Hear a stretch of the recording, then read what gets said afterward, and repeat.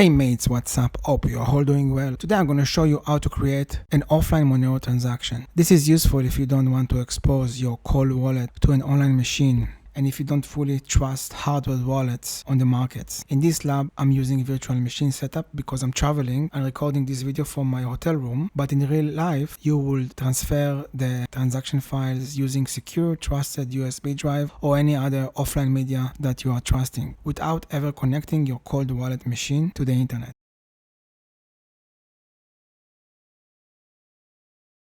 Alright, let's begin. The machine on the left represents the cold wallet. In real life setup, you will typically use a Tails OS or any other operation system that's running on a machine with no internal hard drive and no network connection. You will install Monero wallet using trusted USB media. If you're not sure how to do that securely, please refer to my previous video on cold wallet where I show how to download the wallet, verify the signature and hashes, and transfer it safely to your offline machine. For this lab though, I'm simplifying the process and downloading the wallet directly from the Get Monero website.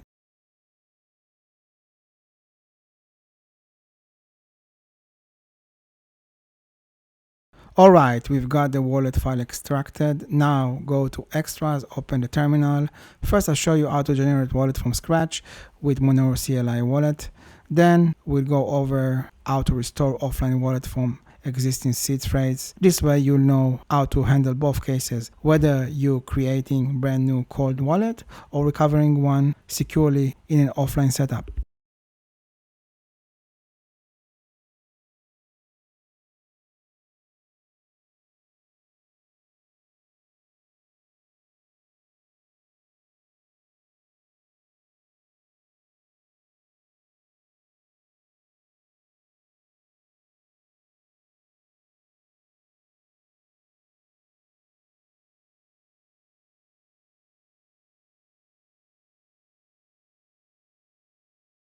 Alright, so now we have a brand new offline wallet we just created from scratch using the Monero CLI. You can see the wallet files here. Its name is coldwallet.keys. That's a private key file that stays on the offline machine and should never touch the internet. Now I'll show you how to restore wallet offline using seed phrase, again with Monero CLI commands. This is useful if you already have an existing wallet and want to recreate it securely in an offline environment.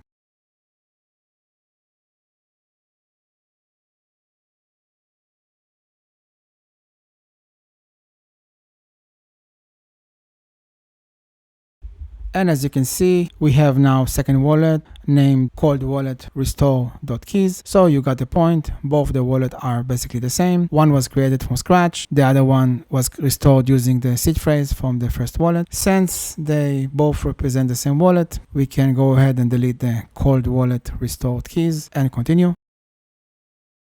Alright, let's load back coldwallet.keys. Once it's open, write down the primary address and the secret view key. Save this information into a text file and then transfer it using a secure offline media, such as a trusted USB drive or any other storage device you are fully trust, to the online machine. We will use it there to create a view-only wallet that we will later use for the offline transaction process. Alright, back to the machine on the right side. This machine represents the view-only wallet. It can be connected to the internet. Let's download the Monero wallet quickly, extract it, and generate a view-only wallet. Again, in real-life setup, you should always verify the signature and check the hash files before installing the wallet to make sure the files haven't been tampered with.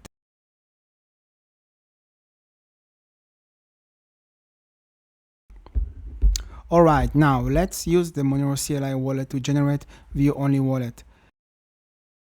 Paste the primary address and the secret view key that you copied earlier from the cold wallet machine, transferred via secure online media like trusted USB drive, onto the view-only wallet machine. Paste them when prompted by the CLI wallet during the view-only wallet creation process. And we will restore the wallet starting from the latest block height because this is a brand new wallet. That way we save time and don't have to wait full sync. But if you're restoring an older wallet, you should start syncing from the block 0 or at least from around the wallet original creation date to make sure you don't miss any transaction. It's always best to use your own local node, but since I'm traveling and my node isn't online, we will use a random remote node for this lab. This is not recommended at all. You should always use your own node whenever it's possible. But just for demonstration purposes, I will connect to an arbitrary remote node Once connected, type refresh and start syncing the wallet. And as you can see, the primary address is the same for both of the view-only wallet and the cold wallet. Now I will send some funds to this address, so we will have a balance to use for our offline transaction demonstration. I will use the lowest fee because I'm stingy. And now I'll go to make myself a coffee while we wait for 10 confirmations, so the funds will be unlocked and become spendable.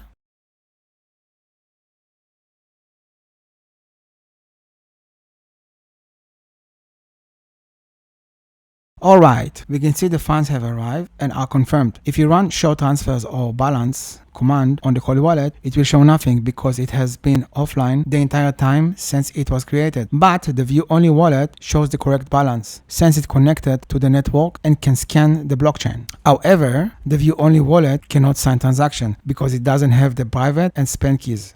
Alright, now let's create the offline transaction. We will use the view only wallet to build the transaction. Just type transfer, the destination address and the amount. In this case, I'm sending the funds back to the wallet we used earlier to top up our cold wallet, and carefully check that the amount is correct and that the transaction fee is suitable for you. If everything looks good, press yes to confirm or press no if you want to cancel. After you press yes, the view only wallet will create unsigned transaction and save it to a file called unsigned Monero TX. You can find this file inside the wallet directory. Now use your trusted offline media to transfer that file to the offline cold wallet CLI directory.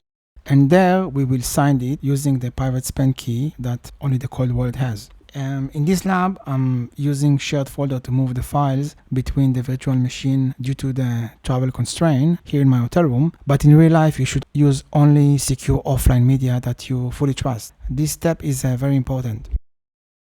Alright, now that the unsigned Monero TX file is in our CLI Monero cold wallet folder, let's sign it using the offline cold wallet because this is the wallet that contains the private spend key.